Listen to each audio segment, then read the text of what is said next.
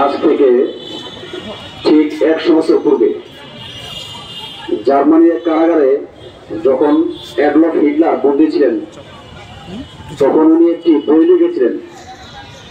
হ্যাঁ, 100 বছর পূর্বে অ্যাডলফ হিটলার কারাগারে একটি বই লিখেছিলেন, মাইন ক্যাম্প। তো ওই বইটির নাম ছিল মাইন ক্যাম্প। সেখানে তিনি তার জীবনে ঘটে যাওয়া নানান কাহিনী, তার শৈশব, বাল্যকাল এবং তার জীবনের কষ্টের কথা উল্লেখ করেছেন। তো সেখানে অনেকগুলো পৃষ্ঠা ছিল ইহুদিদের নিয়ে। যেহেতু তৎকালীন সময়ে অস্ট্রেলিয়া এবং জার্মানি যুক্তরাজ্য ছিল, তো যুক্তরাজ্য থাকার কারণে সেখানে প্রচুর পরিমাণে ইহুদি বসবাস করত। তো সেখানে তিনি এক জায়গায় বলেন, যদি আপনি কখনো কোনো ইহুদিকে আপনার বাড়িতে আশ্রয় দেন তাহলে প্রথম কয়েকদিন তাকে দেখতে পাবেন আপনার বন্ধুর মতো।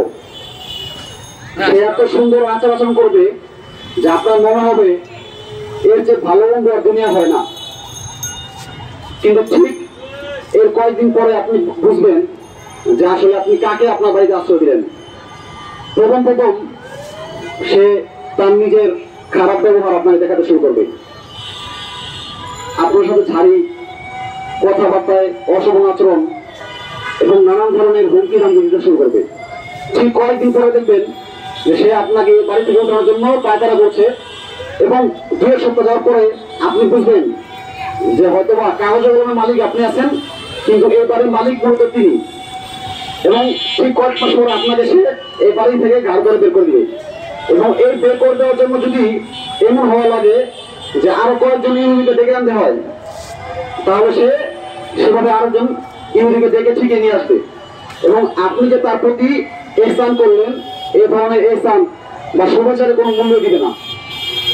তো সুধীবৃন্দ, আমার সামনে উপস্থিত ভাইবৃন্দ, আপনারা প্রত্যেকে জানেন যে 1947 সালে যখন এই ইহুদিদেরকে, যারা বর্তমানে ইসরায়েল নামকরণ করে ফিলিস্তিনের উপরে নৃশংস হত্যাযজ্ঞ চালাচ্ছে, এদের পূর্বপুরুষরা খালি পায়ে এবং বস্ত্র অঙ্গবিহীন ভুকা নাঙ্গা অবস্থায় বর্তমান রাষ্ট্র ইসরায়েলে পাড়ি জমিয়েছিল।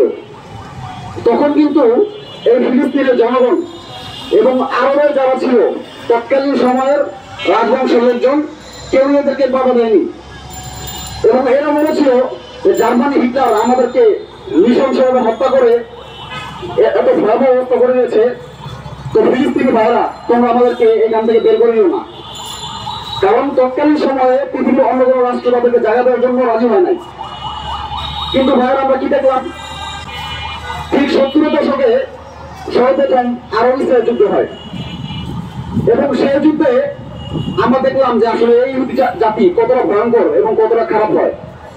এরা তৎকালীন সময়ে ইউরোপীয় কিছু দেশ এবং আমেরিকার সাহায্যে তারা প্রথম বিমান আক্রমণ করে এবং নানা ধরনের স্তর অভিযান পরিচালনা করে আরবদেরকে নাস্তানাবুদ করে দিল।